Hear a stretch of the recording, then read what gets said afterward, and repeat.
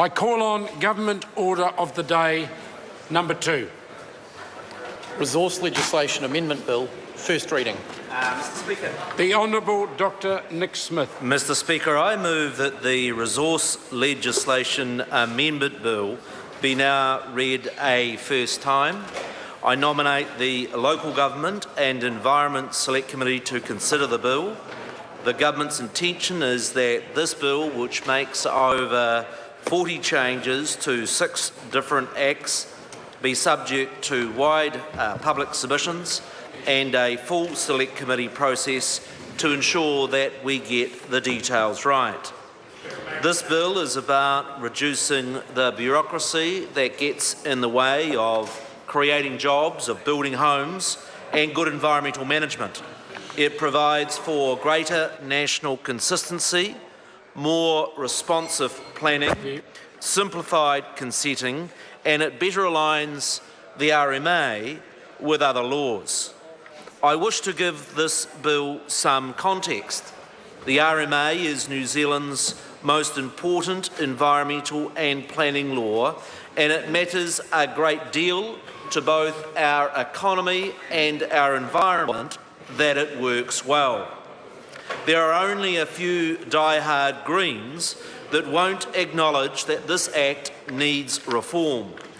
The OECD, in its report last year, highlighted the problems with its very high administrative costs compared with other countries.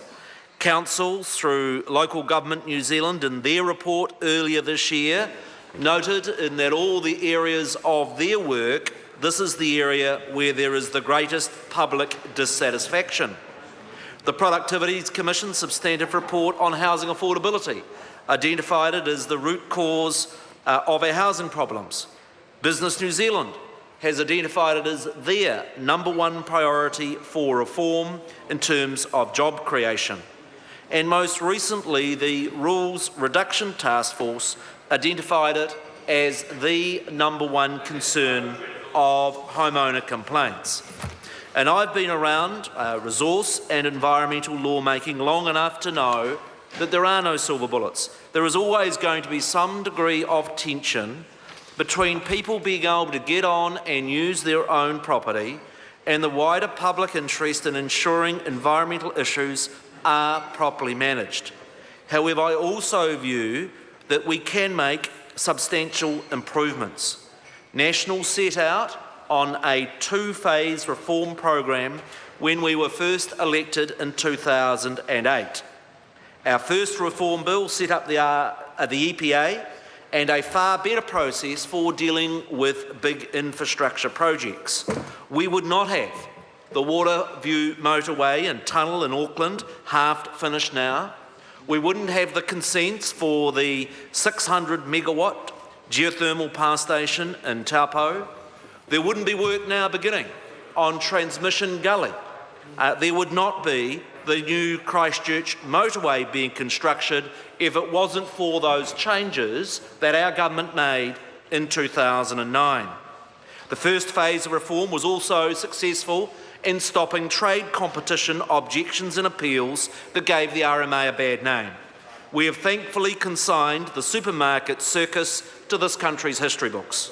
We introduced provisions that penalise councils when consents were processed late, and we've seen those numbers drop from 14,000 in 2008 to less than 1,000 last year. The second phase of reform was always going to be more complex, and I want to acknowledge the work of the 3 technical advisory groups that helped pull together the proposals, and I want to put on record my thanks for the hard yards that was done by now Justice Minister Amy Adams. The first big change in this bill is introduction of national planning templates. I highlighted at the beginning of this year the 10-metre high stack of RMA plans amounting to over 80,000 pages of objectives, policies and rules.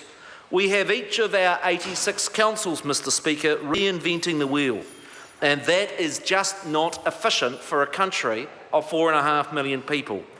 We have over 50 definitions over how to measure the height of a building. There are dozens of different descriptions of what you're allowed to do in a commercial area. The answer is standard planning templates as proposed in this bill. The second big change is reforming how councils write plans. The current process is too cumbersome, too rigid and too slow. This Parliament keeps having to pass special legislation to get around this problem, such as in respect of the previous government's challenges over the Waitaki River or our own challenges around Auckland housing. The average time it takes under the current RMA to make a plan change is 6 years, and this is just not responsive enough to deal with the environmental and resource challenges that we regularly face. This bill speeds up the plan-making process and makes it more flexible. It introduces collaborative planning where there are conflicting interests that are incentivised to work together on a way forward, a proposal that was sensibly developed by the Land and Water Forum. It also introduces an alternative, streamlined planning process that can be adapted to the specifics of a local issue. The third batch of changes in this bill is around making consenting less bureaucratic. It gives councils discretion to waive the need for consents on minor issues. It introduces a new fast-track consent for simple issues required to be done in 10 days. Councils will be required to have fixed fees for standard consents. Consents will not be required where an activity has already been approved under another act. This bill will reduce the number of consents required each year by thousands. Mr. Speaker, this is a blue-green bill that will deliver environmental as well as economic gains. It enables us to pass national regulations to ensure stock like dairy cows are fenced out of rivers, of lakes and wetlands. It requires decommissioning plans be required for offshore oil and gas rigs.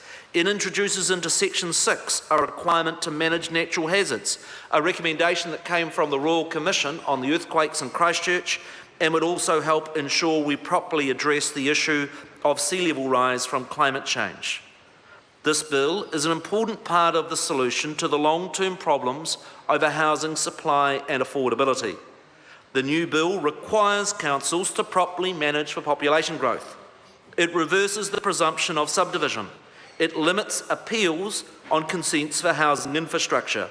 It removes the double-up of charging regimes between development contributions under the Local Government Act and financial contributions under the RMA. There are also important changes in the bill to the Conservation Act, the Public Works Act, the Exclusive Economic Zone Act, the Environmental Protection Authority Act and the Reserves Act that will also help achieve our goal of less bureaucracy and better economic and environmental outcomes. The bill also contains significant cost-saving measures from the use of new web technology. This will reduce those boring long ads that you read all the time in the paper about the RMA, having a crisp description and having the information available on the web. It allows for electronic serving of documents. It also contains improvements to the Environment Court that encourages early dispute resolution. Mr. Speaker, I want to acknowledge the support of the Maori Party and their advocacy around iwi participation arrangements. Mr. Speaker, they were included in the proposals put forward in 2011 and have been refined. Will work better for iwi by focusing in on the issues that are important to them, but also preventing the bureaucracy of them being involved in a huge number of consents that just adds time and costs. Can I also welcome the support of Labour members opposite? I look forward to a genuine process of engagement and dialogue so we can ensure this reform delivers an RMA that works better for New Zealand. I commend the first reading of the bill to the House. Mr. Speaker. Members, the question